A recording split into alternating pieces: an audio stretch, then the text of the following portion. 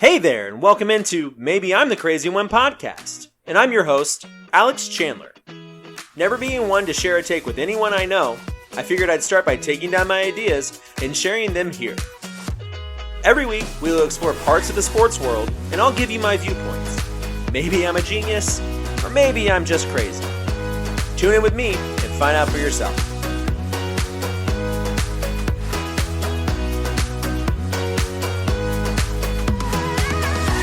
Hey guys, and welcome in. It's episode 11 of Maybe I'm the Crazy One podcast, and I'm your host, Alex Chandler. And we're going to have a great show for you guys today.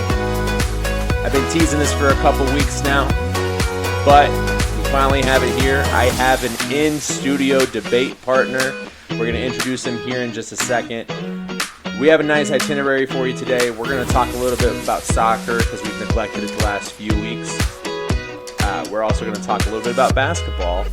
And then my guest here is a fan of the Steelers, right? Oh, yeah. Okay. And so we're going to talk a little bit about my Steelers projections because I think Ben took a little bit of some problems here. And so to not foreshadow or step on any eggshells any further, my guest, his name is Ben. Benny Blades is over here. He's going to join us today for the show. Ben, welcome in. And thank you very much for having me. Always a pleasure to see you, Alex. It's having a great. I'm just really happy to see you. And sorry about the past couple of weeks, but really, I'm excited for this. Hey, things happen, life happens, and we're here, and so I'm excited to get us started today. And I'm excited that you're here. We've talked about this last couple times, that we've seen each other and talked about it, and so it just didn't work the last couple weeks. One time, I think it was my fault because we didn't have the technology that we needed for it, and then last week you had stuff going on, so it's okay. Things happen. I'd rather be safe than sorry. So either way, we're good to go, man. So where do you want to start? I gave you some topics there. We got some soccer. Do you want to start there? Do you want to start with your Steelers? What do you feel most confident in talking in today? Let's just start off with soccer. I mean, this was a soccer podcast, kind of to start off with sporting. Well, knowing you. I mean, yeah, soccer does hold a really special place in my heart, but football will always be my number one love. And so, I mean, you know me, man. I have so much knowledge in sports. I sit here and talk. And so, I saw one thing because I do traverse the interwebs, the social medias, right? And I saw you going back and forth with a few different people one day on Twitter. You remember this? Oh no. Oh. Is it the map? No, it might have been the map. I mean, it's just more so overarching to just constantly and degradate one singular player that we've righteously defended on this show. Yes, I understand. I understand your righteous defense of Kyrie Shelton. Yeah? But it's not that I hate him. I don't think he's a terrible player. I don't think he's a terrible guy. Okay. I just don't think he's in the right position right now. Okay, so let's dive into that a little bit because he does play the 9 right now for Sporting, right? And that's kind of what he is. And I think you've heard the episode that we did for Kyrie. And for those who haven't heard the episode that I did on Kyrie Shelton, you should definitely go back and listen to that special episode. Even if you're not on the same side as me, I thought I did incredible in defending what his point, and it has the ability to move you because I think there's some things that we talked about in there, and one of them was his positioning. For that matter, was that he may not be in the right spot. So go ahead and tell me what your feelings on that. See, my feelings are he's great with the ball. He's good midfielding and getting into the action. Okay. It's just the finishing part for me that gets me worked up a bit, where I expect a 9 to finish and get goals. Right. So I see him more as a central attacking mid. Okay, like an 8 or a 10? Yes. Okay. So the only problem that I see with him being in that role, right, is that his size and his speed itself. Because while he isn't a slow guy by any means, he dusts both of our asses in a race. Oh yes. Like no competition. But he's also in soccer standards, he's a slower guy. Yes. And so that 8 to 10 role, it's a lot about creativity and being able to move in small areas. And if we already have some problems with this technique and footwork, being inside of that midfield role where there is going to be smaller movement, it might be a little bit harder for him. And so like there's this big push to put him out there on a wing right now. And invert it basically, which we already do throughout the games, and you see it happen. You'll see Johnny at the 9 versus being over at his 10 spot versus or his his 8 spot or whatever it is. Hell, I can't even think about it right now, but you know what I mean. Yes. Like out at his right wing position there, instead of him being out in the right side, right flank, they'll rotate and they'll left right, and then they'll left mid, and then they'll right mid, and so they're trying to find that best fit.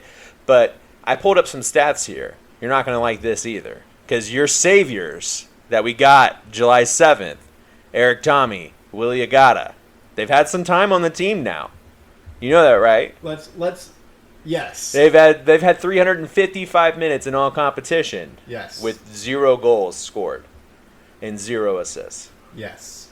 And I understand that. I remember us having a tracker for Kyrie with how many minutes it's been since he's scored goals and how many games it's been and dates that are out there, when he scored his last league goal, when he scored his last U.S. Open Cup goal, all of that stuff. And it wasn't, I mean, granted, they haven't reached that number yet because it was like 760 minutes before Kyrie got the one against Dallas, but they're getting up there, right? And so, like, again, this lends to more of an actual system problem, does it not? Yeah, I think it might be a system problem too. I definitely do believe there could be some of the problems that is going on with Sporting right now in the season could be a system problem. I do like how Peter seems to be changing it up. If you see in the little graphics, he's doing a 4-1-4-1 situation, but I do believe it could be a system problem as well. I see what you're talking about with Tommy and Agata, but and here's the thing, like, Tommy has looked excellent. I like the feeling he's given the team. It's kind of what they've been missing with Gotti being out this year, is that ability, that short movement, high burst mentality that he's been able to provide to the team. I think it's been incredible. And I think, like, we saw it, and Kyrie played in that game, but the first game that we had him, what was that? It was LAFC. It was LAFC. Kyrie played the start of that game, and he played super aggressive, and he looked really good. Yes. And that's also when we got that it's ironic that he looked really good in that game, and that was also the same game where we got the pass chart where he apparently didn't get passed to. Yes. So, yes. Because I like to point out that those pass charts are connected passes. So when he's going up and getting headbutted into the back of his head and still getting the ball, those aren't counting as connected passes. But neither here nor there. That's not here. He's winning balls in the midfield himself and doing the dirty work. But Tommy was able to play like a wild card role, it almost seemed like, in that game. And that kind of gave them a different feeling, different life. They still didn't score any goals, but it did something different. He did have chances. Tommy did have some great chances. It was don't get me wrong, I've seen problems with Tommy. It's just system things, getting familiar. There's chemistry things, consistency. That's going to happen. Yes. And so I don't think that's too big of a deal. That's not going to kill us too much there. And ultimately, we knew that this move was for 2023 as opposed to 2022. Yeah, of course. And so it's tough to talk that way. I mean, they're still not technically eliminated, but they could be eliminated from the 1 seed this weekend. So I'm going to that game tomorrow, and by golly, I pray we don't get eliminated from that 1 seed. I have about $100 betting with a friend of mine. Do you really? Yes. On the 1 seed? Or just the playoffs? This was before the season started. Okay. I have $100 riding on. Oh, man. All right. Well, Sporting, you got to pull out a win here for Ben tomorrow, okay? So, but do you think they're going to make the playoffs, or what do you think is going to happen? I have slim chances now, hopes that we're going to make the playoffs. Okay. Looking at today and the past couple of days, it is Friday, the day after transfer market closed. They're announcing, all the MLS teams are announcing their signings moves. and stuff. Yeah, their signings from yesterday.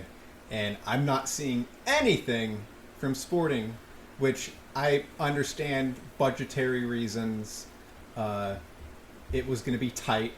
When anytime that you lose two DPs that you can't then go replace, it's going to be real hard. We're not LAFC here. We don't have unlimited DPs, right? Yeah, I mean, we don't have that money because it's all GAM. That's how they got him, is all GAM and TAM money, which I do not understand and do not think it's fair.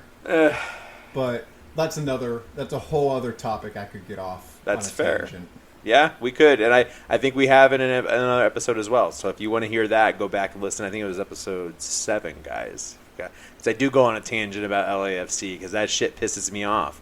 Because it seems to be the coastal cities that get that kind of love and attention. And Exactly. It's they got it. LA Galaxy got it when Donovan was there. And now LAFC is getting it. And even when Beckham was there, because that's how they got Beckham and Donovan together, was because they're a coastal company, coastal city. But then David Villa, NYCFC, it just sticks on the coast, man. Speaking of Galaxy, they did just sign that guy from Barcelona. Yeah. I don't know how. Money. But it's because it's all like, whose line is it anyway? It's all made up, and it doesn't matter. It just really doesn't. When you have LA in front of your name, it doesn't really matter. Exactly. So. I also want to correct myself. It's Barcelona, not Barcelona. Oh man. Oh yeah, Barcelona. Yes. Barcelona. Too much. You got to say it's a light Barcelona. Yes. So, either way, it is what it is. But we can move from one losing team to another losing team real quick, and we can talk about your Steelers. Oh Lord. Yeah, let's talk about them Steelers, or Stillers as we like to call them. Stillers, huh? The Stillers. Like distillery? Stillerz. Oh, Z, huh? Stillers. Yeah. Yin's. It's the Yin's investigation. Yin's investigation with the Stillers. Yes. My family's from Pittsburgh, as you know, but the people don't know. But right. Big Steeler fans, and 7-10 is that's a blow to my heart, Alex. Hey man, here's the thing. Like I explain it in the episode, right? Like it's because I don't know, and I give some love to Mitch, and now I kind of feel bad after reading the reports out of your guys' training camp the last couple of weeks. Yep. So I might want to walk that shit back because it did not. It's not looking good for me right now. No. In that regard. But, I mean, there's still time, right? And we haven't even had the Steelers play a game yet. Here's the thing. I like Najee Harris. He got me to a fantasy football championship last year on the back of himself. Like, don't get me wrong. I think there's some good things. Deontay signing that extension yesterday. Yeah. And, not having that on the season this year and it being a 2-year deal even, so you don't have to worry about it next year either. I think that's important. I think that you guys got the steal in the draft with Pickens, dude. Like, oh my word! I have no idea how we got him. I can't either because we decided not to take him. Yeah. We said Jalen Reagor is good enough for our 2, and then we just traded for A.J. Brown. He's like, well, Jalen Reagor is still good enough for our 3, even though we could have taken either way. I don't want to get into it with the Eagles. It's neither here nor there. He would still been in Pennsylvania, so it is. All good. Did you know, speaking of your Eagles, in the 1940s, because of the war, they combined the Steelers and the Eagles. Made the Steagles. I was going to ask you, did you know the name? The Steagles. The Steagles. Yeah. Man, that was a bad team. It was a very bad team. They did not win a lot of games. Buddy Bell was the owner. It was a good time, I tell you what. Those Eagles teams then got Chuck Bednarik, and then eventually got some other players as well. But Chuck Bednarik, with that era, won a couple NFL titles before the Super Bowl. Yeah. But we also joined with the Cardinals at one point. Yes. In the 40s for the same Yes. reason. So it's a lot of fun history there for sure. Oh, so, yes. But hey, I said 7-10, and that's all about Tomlin, man. Like that's all about that guy. Mike T, I want to meet this man and just watch him for a week. That's how much I respect this man. Is I want to learn everything about him, even though I might not go into coaching or I don't even know anything about coaching. I just want to watch this man and just see how he commands the room, because all I hear about is players want to play for him. Absolutely. I mean, I would want to play for him as a player for sure. I mean, hasn't had a losing season with the Steelers. I mean, as a head coach, Exactly. he's been perfect, and he's young as well. Still has the pulse of his team. Gives you great sound bites for the media without like being disrespectful or arrogant. And he seems like a great person and to be a role model for like your community. So I think and to be fair, the Steelers have been the class of the NFL in terms of like organizational success. Yes. Like every single decade, you guys have been relevant, kind of like the Yankees, kind of like the Lakers. It's just that brand that is always there, always relevant. You may not always win a title, but you guys are also one of the only teams to win a title, I think, in every decade so far. Yes. Yeah. I mean, no, except the '90s. I don't know if you won one in the '90s. we were in the '90s. We were in the Super Bowl in the '90s. Got slammed by. It was the Cowboys. It was with Bill Cowher. Mm-hmm. Uh, That would have been '95. yes, '95. That Cowboys. Yeah, offense. juggernaut. Yeah, Michael Irvin, Emmitt Smith, and The quarterback. Troy. There we Troy go. Aikman. Troy Aikman. Yeah. But yeah, I mean, Mike T. If I'm gonna go off on a tangent, but I highly recommend listening to. Last year he was on the Pat McAfee show. Love Pat McAfee. Phenomenal guy. Would love to meet him too. He was on the Pat McAfee show. Did an interview. Just listen to that interview and just say, I want to fight for this man. Like, I want to fight for him now, even as a fan, because Run through he's a that. wall for him. Yeah. I thought there was it was the year that Ben got hurt, and then it was Duck Hodges and Mason Rudolph that were running the offense, right? I think you guys finished 8-8 that year. Yeah. And I remember it was at one point you guys were like 6-7, I think, because you finished the year off pretty strong and almost made the playoffs. Yeah. And I remember like at 6-7, people are like, should Mike Tomlin be fired? And I'm like, what the fuck are you talking about? Exactly. He's like a top 3 coach minimum. I would say top 2.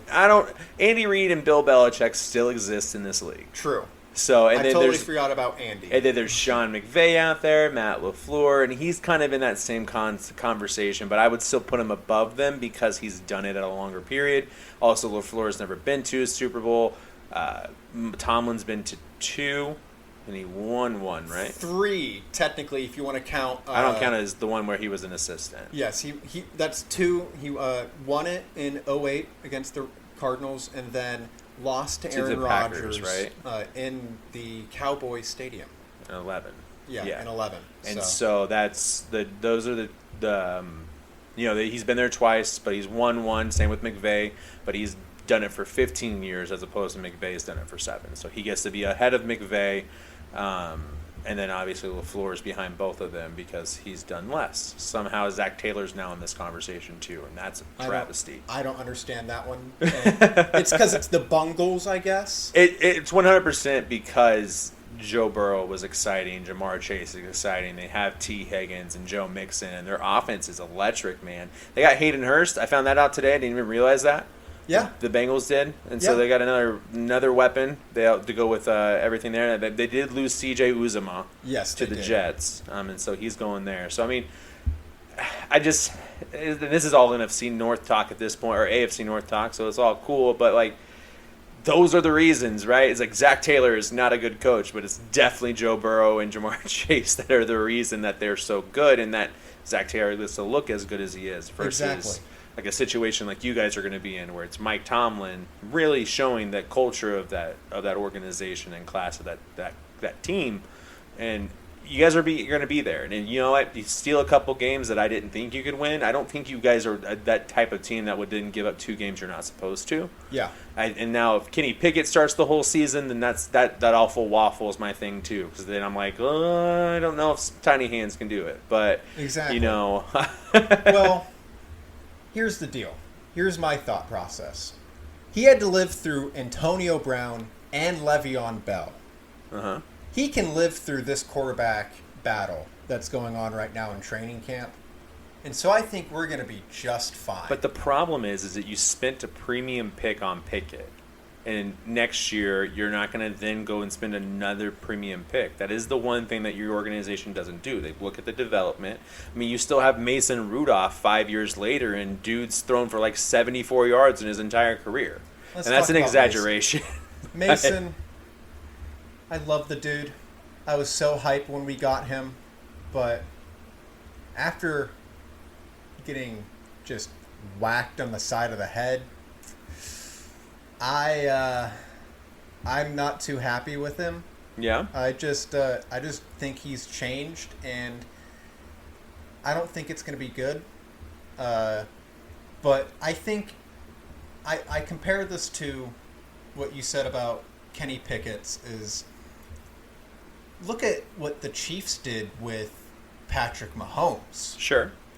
They let him marinate in that sauce and learn under, Alex Smith, great quarterback. Great my veteran, word. great mentor, yeah. I'm not for sure. saying Mitchell Trubisky is Alex Smith. He's in the same mold though, because he's a high round pick. Didn't work out somewhere else on his second team already. Well, third team for Tribs, but second team starting potentially. And so it does make sense. I'm not discounting that. The thing is that's year 2 of the scheme, not year 1. Exactly. And so if he gets thrown in this year, then we can't use that. The more comparable comp to Patrick Mahomes right now is Trey Lance. Yes. And so that's going to be, we're going to see that. And in episode 9, I broke down the NFC West. I don't know if you heard that one, but I have the Niners winning the West. Yeah. And so I think that they're going to be great. I think them and I did that before I even knew about Matt Stafford having this elbow tendonitis, which may be a bigger deal than it actually it seems like to be right now. So yeah. I heard from Peyton Manning yesterday that shoulder soreness is a thing for quarterbacks, though. it's not shoulder though; it's his elbow. Elbow. That's what I meant. It's just the throwing arm is just it'll be sore. Aaron Rodgers said last year that COVID year between not having OTAs and then going to training camp, it was the best thing for his arm. So it could be because of just being constantly throwing, training and everything. It could be just him being sore. And that's a little bit of it. It just might be a little bit more concerning for the immediate future, because you go from Matt Stafford, who I would say is probably like a 95 or so on the quarterback scale, 0 to 100, probably 95, to John Wolford at a 65, 70. So I don't even know who he is. Exactly. My point is you're going from a known commodity to a super unknown. And so for that team that's going to have aspirations of defending, if Matt Stafford is rusty, if Matt Stafford can't go, that hurts them. Yeah, and exactly. With them having a super hard schedule, I don't know what's going to happen. But either way, they're still going to end up better than your Steelers. We have 5 weeks, I believe. Let me check. The season starts on the 10th, so we're exactly 5 weeks away from yesterday. Yes, 5 weeks, and then we have a long period or a long-ish, I call medium period till our bye week. Sure. So we could figuratively start Mitchell and see how things go. Okay. If that doesn't work out, we can put Pickett's in after the bye week, and it will be good. I I definitely think we can beat the Browns twice. You play him once early, I think. Yes, and we you play play him him week once. 3. Yeah, you play him once during the suspension for sure, and then if he's indefinitely suspended, because we don't give him too much airtime with the gentleman who we're discussing who got suspended. He doesn't get to get his name get to be said because we don't give him that free pub. He doesn't deserve it at all. Absolutely. And so hopefully he's gone for the whole year and you don't have to face him at all. But, right now you're definitely going to get that. Jacoby Brissett's an easier game right now than Ford. That's for sure. He is an easier game, but he is, I would say, not elite, but he is a great quarterback. From what we saw of him in Indianapolis, I just think... So I want to be clear. You're saying what we saw from him 2 years ago. And also last year. When he lost and went 1-3? Well, okay. No? He's a good backup. Oh, he's a good backup. You're right. He's a good backup, and he's a serviceable backup. The problem is the problem here is that the Browns have a really easy schedule to start the season too. Yes. And so he's probably going to look a lot better than he does, but I think by the end of the season everything balances out at this point. Yeah. So, but yeah. So 7-10. If that hurts your heart, what do you think you guys go? I would say the Steelers will go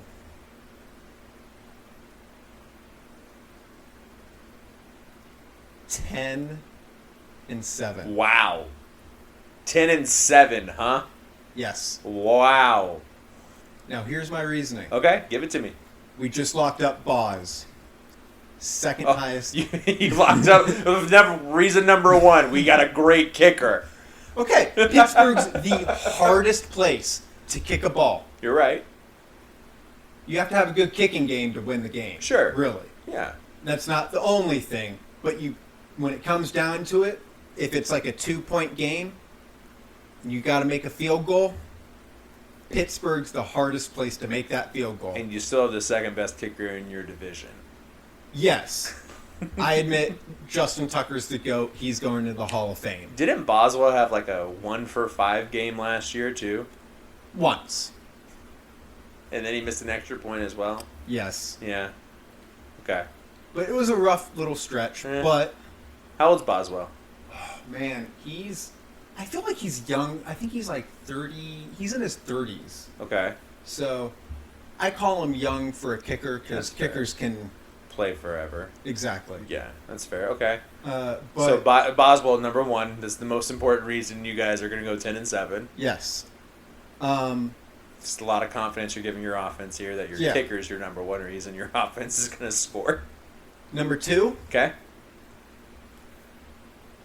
One name. TJ Watt. Okay. He's a great guy. He will lead that defense. Man, isn't Myles Garrett better than him, though, according to Madden? I'm gonna act like I didn't hear that. Which, speaking of, EA has come out with a hotline. They did, didn't they? Yeah. They came out with a hotline where people can air their grievances with their ratings. Did you call? I have not. Oh, man. Why not? Did you not get all your stuff together? You're like, TJ should be definitely a 99 as well instead of a 96. And where's Minka? And what do you have George Pickens at a 79? Yeah, let's just say I was getting busy that week. I got married. Congratulations. Thank you. Yeah. And so I was kind of enjoying the honeymoon period, and also when it was released, I was preparing for the wedding. So yeah, you gotta get on that Watt, man. TJ Watt is an incredible man. I think he's just if something I'm not praying it'll happen, but if something happens in Pittsburgh, like a weather disaster or anything like that, TJ will be exactly like his brother, and I think he's just a reincarnation of his brother. Just clone your brother JJ, and there you go. That's TJ for you. And I mean, we got Minka Fitzpatrick re-signed and everything. So that defense really is just, it's the steel curtain. I mean, that's the nickname for the defense. Right. Not saying that it is what it was in the 70s, but Sure. it's a great defense. Okay. Third reason, I mean, the offense looks good. It looks better than half of the offenses I've seen in the NFL right now. Well, I mean, when I think that might be a little bit of like we removed Ben Roethlisberger from the situation, you know, like Yeah. that how bad he was for that offense in comparison. But so I want to see it against live competition. I think that's going to be really important, and seeing them play against a live game, which I think they do next Saturday. I think is when they play their first preseason game. And so it'll be interesting to see what the offense looks like, how long they let Trubisky go versus Pickett, like what their plan is. Yeah, I mean, I've seen reports they do play next Saturday against the Seahawks. They are the favorites. Which minus I mean, 3. The Seahawks. Yeah, To be fair. but I'm pretty sure Alabama would be the favorites against the Seahawks right now. yeah, so. right now, let's ride. Let's ride. But what I've seen is Mitchell Trubisky actually has had a rough couple of days recently. Past couple of days. Had a recent stretch where they were having late practices. If you didn't know, late practices means they've been fucking up a lot. And they just have to redo plays and redo drills. And so he's been messing up a lot. And so it really is a quarterback battle. So I think they're going to get an even amount of time during the preseason to see what it's really like. When they had Josh Dobbs in a couple weeks, either last year or a couple years ago, they had they dueled Josh Dobbs and Mason Rudolph in a game, end of the season game, and they looked good. I thought they looked good. Sure. And Dobbs has that same way of doing things with that Mitchell Trubisky has. He's a running style quarterback. Same with Kenny Pickett's. So I can see Kenny Pickett's being a combination of Mason Rudolph's arm when he could throw it at Oklahoma State and running ability like Josh Dobbs had. And so I could see that being a really good hybrid, and I can see him being a Josh Allen type of breed. He's going to be a prototype. So, I mean, that's why I think we're going to go 10-7. It could be maybe 9-8. I think we're going to have a winning record. That's all that I can say. Okay. We're not going to be in the playoffs, but well, hey, I mean, close. 9-8 right now. 9-8, 10-7 definitely gets you there right now, according to my playoffs. And so 9-8 gets you in that conversation for that 7 seed right now for me. So there's a chance there. I'm not saying you're wrong. I'm not saying you're right. I see your points. I'm not sure if I agree with them because I'm not nearly as high on Kenny Pickett as you are. I thought he was a 4th round talent, not a 1st round talent. So that's kind of my evaluation of him. But we'll see. I could be way wrong. I'm not a talent evaluator for the NFL. I'm writing a fucking podcast. Exactly. So I mean, it's I can see a lot of teams in the playoffs in the AFC. it's a very deep year for the AFC. It is. I mean, you got the Dolphins, Patriots look great. What's going on in Cleveland? And all 4 teams from the North really have a chance. There's yes. 3 teams from the East. I think there's really only 2 teams from the South. I don't think we can count Jacksonville in there yet. I don't think we can say anything about Houston. And then the West, all 4 teams are in it too. So I mean, there's really like 13 out of the 16 teams in the AFC that have a real good chance to be something in the playoffs. Yeah, it's gonna be a fun year. I mean, the West, I can say 3 teams in the West: Kansas City, San Diego. I mean, LA, and Vegas.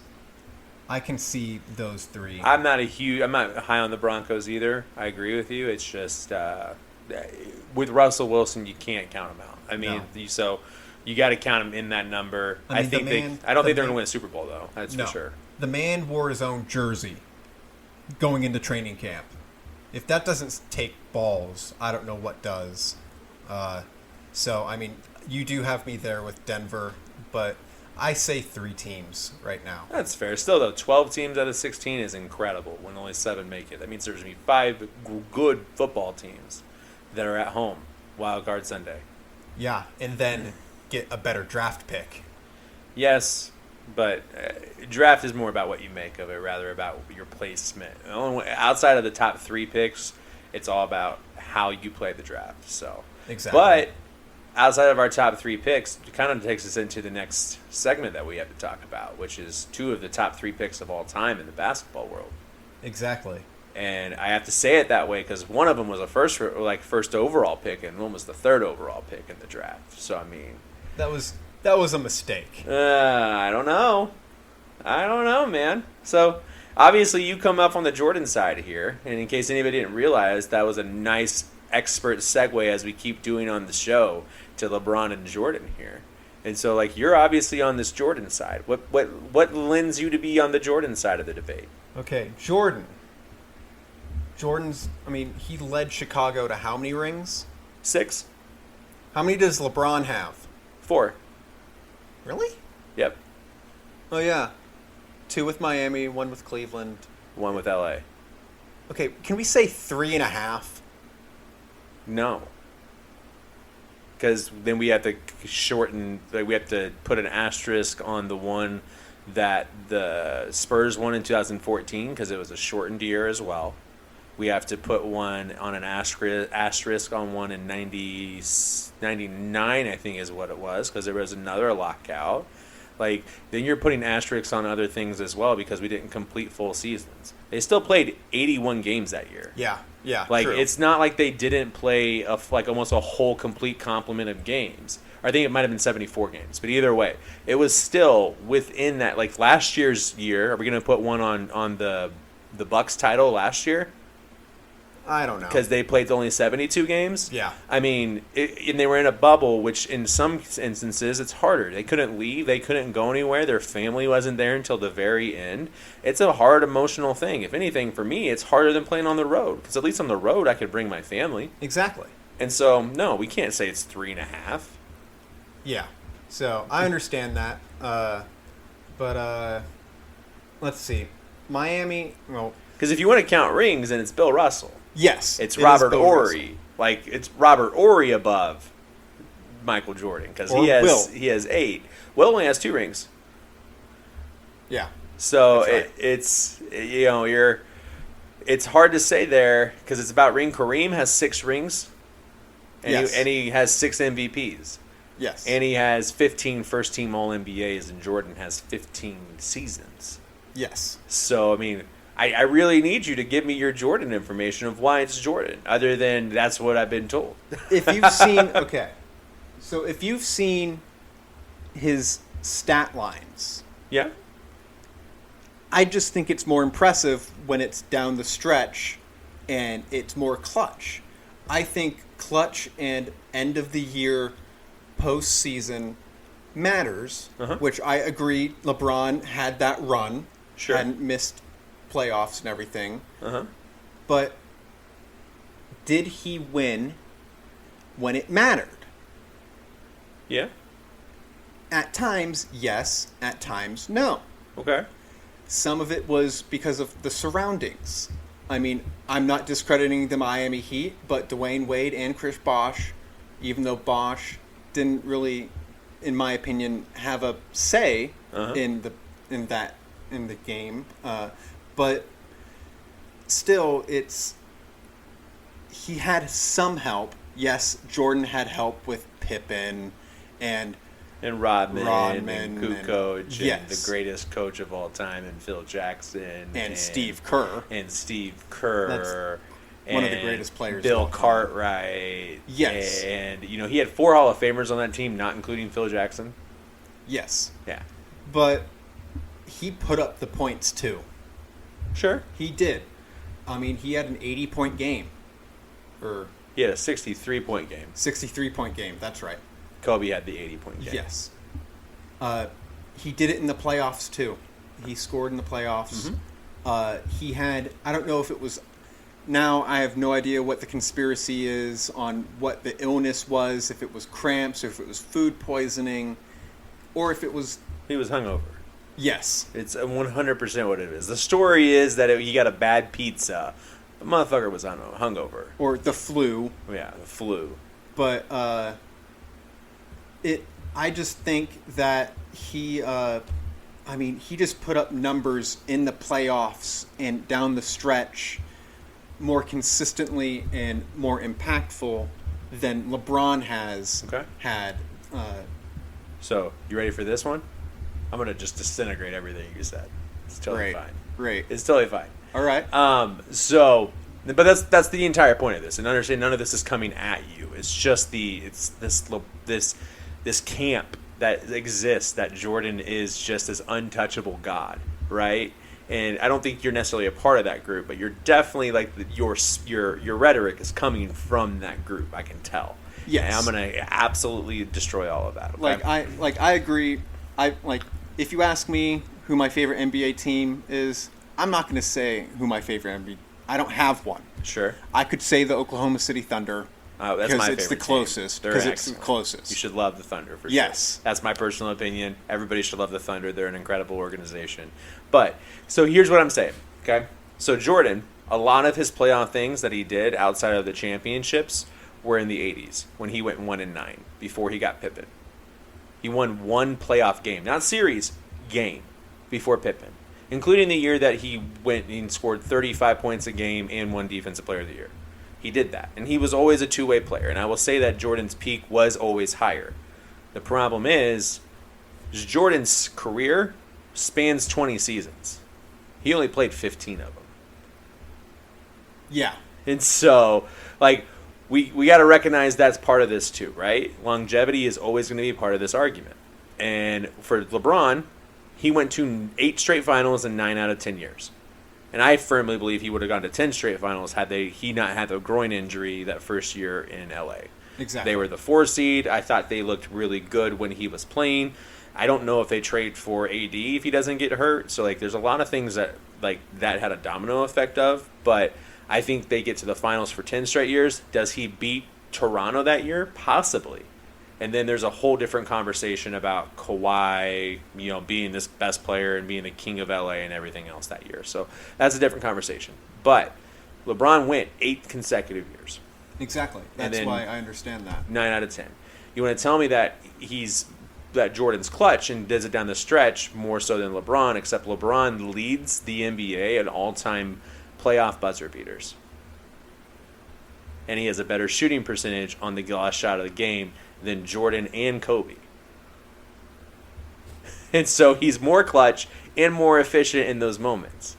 On top of that, Jordan, in 15 years, he didn't miss the playoffs because that was his thing, right? He didn't miss the playoffs, except the last 2 years that we forget about in Washington, that he only made the playoffs one of the years. And so let's not talk about why, though. Hey, just because they decided to waste a pick on Kwame Brown and he was 43 years old, that's on them, but he still decided to play. LeBron's about to be 39 years old this year, and last year he averaged 30 points a game. Yeah. So, and that's the other part of this too. LeBron's going into this year, LeBron's second all-time in scoring. Jordan, I think, is third, But, yes. But it's not even close. Yeah. And to put this in perspective, Kareem set the all-time record in scoring the year that Jordan was drafted, 2 years before LeBron was born. Yeah. That's insane. And that was 84. He Yeah. did it in 1984. I'm trying to remember the 3-point line when it was instituted because that was a whole thing. And he did a lot of it. So Kareem never shot a 3 in his career. Exactly. And he scored 38,000. I don't exactly quote me. It's 38,762 points, I believe, is what he scored.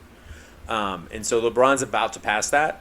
He's already passed him in all-time total points, including playoffs and in regular season. He holds the most points in playoffs, obviously. He's also played the most games in the playoffs, most consecutive or most minutes in regular season history, most minutes in playoff history. He also is the only player until 2 years ago when Jimmy Butler did it to lead his team in points, rebounds, assists, blocks, and steals in a single finals appearance. And so if you want to tell me that he's more clutch and doing more for the team to win, Jordan never did that. Yes. So, yes, I agree. Yes. And then the last thing too is like Jordan had 15 years in the league, like we keep saying, right? But like LeBron has 17 All-NBA teams, and I think 12 of them are NBA first teams. Yeah. And so 3 more first teams, which, you know, they do anything next year, he probably gets a first team nod, maybe a second team nod if he maintains his consistency level. Jordan had, I think it's 9. I think he has 9 first teams, and then he had 5 second teams and a third team. I think that's exactly what he had, and he shouldn't have got it for 2 of those years. But either way, Yeah. he got it because he was Michael. Yes. And so now I will give you that he has the titles, right? But also, if you look at this as like an Olympian, right? If I gave you 2 resumes of an Olympian, I said one of them has 6 gold medals. One of them has 4 gold medals, but they also have 6 silver medals. Who's the better Olympian? Yeah. I see where you're going at. So, I mean, it's the one with 10 medals, right? Yeah. And now I think our first Olympian here has, I think it's 2 bronze medals, and then our Olympian over here also has 4 bronze medals. And so that also plays into it, so 14 to 8 medals. But, like, that matters too, right? Yeah. And so, like, it's hard because I think the problem with LeBron is that he had the expectation coming in to be the next Jordan. Like, he was the king in waiting in 2003. I can vividly remember the Sports Illustrated, like, front page. It was him. The cover. It was him, Dwayne, and Carmelo. yes. It was the 3 of them right there. It was like the king has risen or something like that on the Sports Illustrated page. Exactly. And so with that level of expectation, how many players come into the league with that level and not only match that up? Because if you would have told me at the beginning of LeBron's career he's going to win 4 rings and get to the finals 10 times, I'm pretty sure we say that's probably one of the greatest players that ever play. Yes. And the problem is he came in as like a 98. But the problem is he's just been a 98. Yeah. And versus Jordan, he came in at like an 87, came up to a 99, was at a 99, 100 for that 6-year stretch, and then was gone. And there was mental fatigue that's been well documented from the first time that he left. The second time it was because of Jerry Krause and a contract dispute. Like, it wasn't about the love of basketball. And so the last one was about baseball, you know, his love of that. And also that Bugs Bunny. Yeah. Yes, But- and Bugs Bunny. So, all those things being said, I look at it and I just look at the players, right? And I say, which one of these dudes do I think looks like the better basketball player? And I'm like, is it the 6'10" guy, 270 chiseled rock Adonis? Or is it the guy that smokes cigars after basket, like the mid-season basketball games? He's sitting there smoking his cigarette at his locker. That's a straight G move there, kind of, if you think about it. Sure, why not? I'll give you that it's a G move, but like, come on, we don't need that, and and that's a cheap shot at Jordan. Yes. Jordan's an all-time great. I mean, this is not just Jordan. People back in the 90s and 80s and 70s, they were built differently. Oh, for sure. That was not only those smoking cigars after games, half times, but think of the physicality that they had to deal with as well. That's what another thing is for me is, no offense to LeBron, and I'm not saying that he's a flopper or he's a princess or anything like that. But the game, in my opinion, has gotten softer with people being less physical. Could we argue that the game's just being played further away from the basket? Yes. There is still physicality, because when we get into the playoffs and the game shrinks and there's less threes and there's more possession ball, you see more of those twos being taken, those dunks, those layups, that ability to get to that high efficient shot. and we see a lot of the physicality and a lot of those excellent plays. The block that LeBron did in 2017 was right at the rim. Yeah. Or 2016 was right at the rim Yeah. on Iggy, the block. The block. And so, like, you know, that's right at the rim, and those things are happening there. And there is still physicality in the game. I just would argue that you got 4 players playing 23 feet away from the basket now versus before it was 2 guys and you had a guy cutting back and forth. I mean, we both probably played middle school basketball. We know the same 3 plays that are ran. You run from sideline to sideline, up and down, and then you cut to from the end into the key. Those are the plays, man. And it's basically what, like, that's how the 90s basketball was played, though. Yeah. And the triangle 2 system was kind of that. You got your 2 guys that are standing there, and then you got your guy at the top of the point. You got 2 guys on the outside, and you're rotating in and out. Yeah. And that's why the triangle and 2 didn't work in New York when they tried to institute it with Derek Fisher in 15. It's because it's just not a good system anymore. But, you know, that's neither here nor there. So it's hard to say one guy, didn't matter who the coach was, didn't matter who his teammates were, he was getting to the finals. Yeah. And the other guy, he had to have the best coach of all time, and he had to have 2 Hall of Famers with him in order to win 3 rings. Now, I recognize the first 3 rings he didn't have Rodman, which is why I said only 3 rings. Yes. So the first 3 rings he doesn't have Rodman. Also, the first 3 rings they go against far inferior competition. Yes. Because John Stockton, Karl Malone, as much shit as I give John Stockton on this show for being a guy that just looks like he was going to come sell me something door to door, like, Karl Malone was a dude. Yes. Like, and he may not have been a good playoff dude, but he was a dude still. And then the Sonics were with Gary Payton. Yeah. And, you know, that whole team there were excellent. George Karl as the coach. And Jordan really got locked down once Gary Payton took care of him. And LeBron's not been locked down in the finals except for himself when he melted down in 11. So, Yes. I mean, for me, that's the one thing that Jordan doesn't have, that Jordan fans and you know, this camp can say, is that, you know, Jordan never had a bad finals series, because if he would have, they would have lost.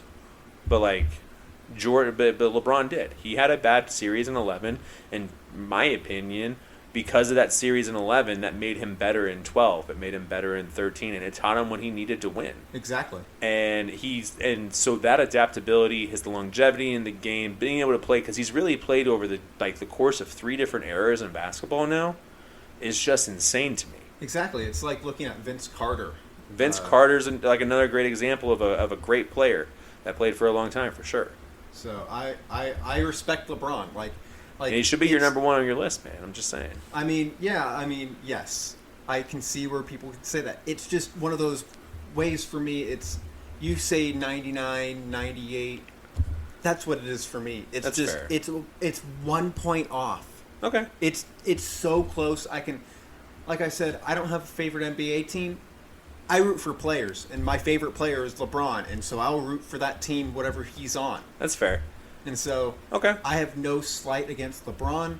I just think it was a different era for me. I just think LeBron. I just think it's just a little bit softer these days, and that's what it has. That's fair. I still think, though, if your favorite player is LeBron, then he should probably also be your number 1 guy on your list. That's my last note for it. So, He's my favorite player right now. Okay, I'll give you that. I think you should still think about it, sleep on it, talk to me about it tomorrow at the game. We can figure out who your new number 1 is, because I know it's going to be LeBron. Wink, wink. Yeah. So then next time I'm on, I'll you'll have to update express everybody my else, love. right? Is your adoration is absolutely what you got to do. So. All right, so I did offer you as well for coming on the show with us, taking those lumps that I was going to give you on LeBron, because I knew I was going to give you some there, man. Oh, I expected it. And so I told you could come on, you could try to convince me about some sport that I do not care about or whatever you like, then try to get me to tune in for it this weekend. So you got the next 2 minutes here. You take it away. All right. Let me tell you about one of the greatest spectacles you'll ever see in your entire life. Okay. Formula One racing. Okay. Right now. I'm already like turned off. So like, why? Why do I gotta watch racing? Okay. You think racing, you think NASCAR in America, right? Left turn, left turn. A lot of left turns. Yeah. It's real boring in America. Formula One. They go right turns? They go right turns. They go right turns. They go right and left. Oh, they go left too. Oh, yes. And Okay. they go very, very fast. Okay. So think of the lightest thing. It's like an airplane on wheels that wants to go flying. Okay. So the drivers are athletic, so they're called athletes. The pit stops are less than 5 seconds, so real quick. I think the world record right now for Red Bull Racing is 1.5 seconds. So car stops, tires on, out.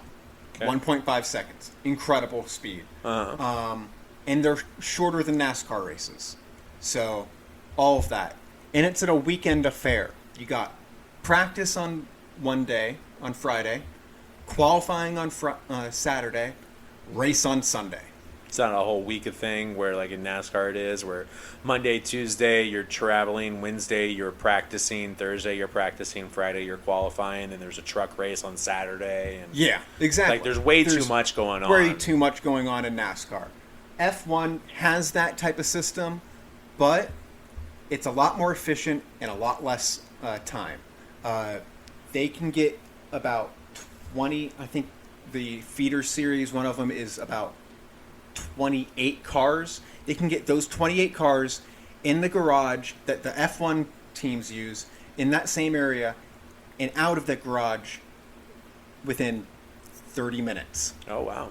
Yeah. So they can get them out of those 28 areas and out of there within 30 minutes. So the next team, the next people can go and get it. Currently, right now, they're on a season break. I'm really sorry about that. It's summer for them over there in Europe, but they're coming to America.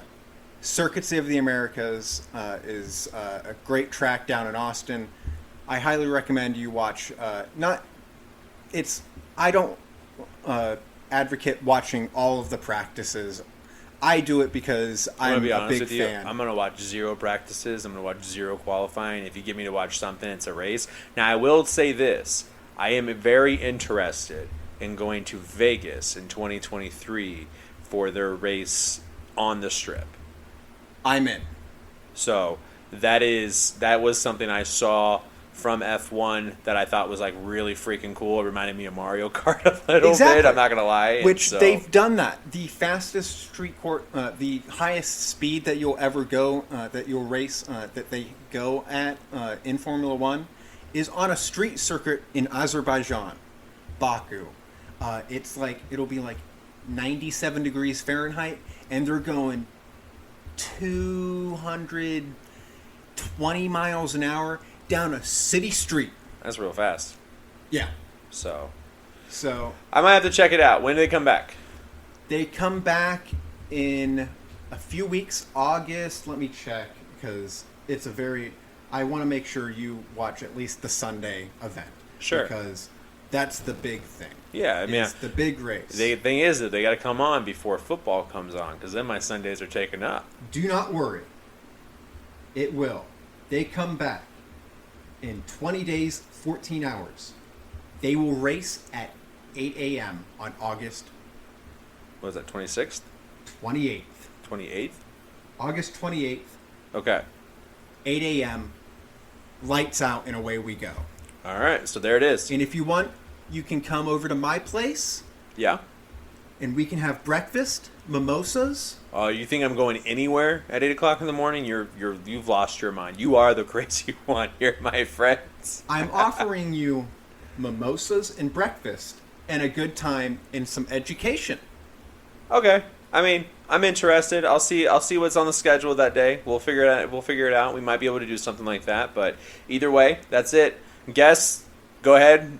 August 28th, right? 8 a.m. 8 a.m. Let's check in on the Formula One. Let's do it all together. And it's in Belgium, Spa-Francorchamps. Oh, if you're in Belgium, if you're listening there, go check it out yourself. Seriously, right? Europeans, if you don't know what F1 is, you must be living under a rock. So, hey, Ben, thanks for joining us today. We really appreciate you having me on the show.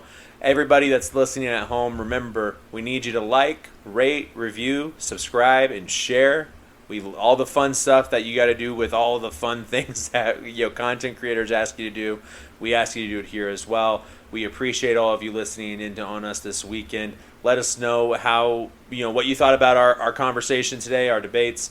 Let Ben know how he did as well as his first show. Congrats, Ben, on getting your feet wet. Thank you. You took my show virginity. Yeah, it's what we're here to do, man. It is my utmost honor to be on this show, and I'm very grateful for you asking me to come on, and I had such a fun time, Alex. Hey, man, I'm glad you had a fun time. We had a fun time with you, too.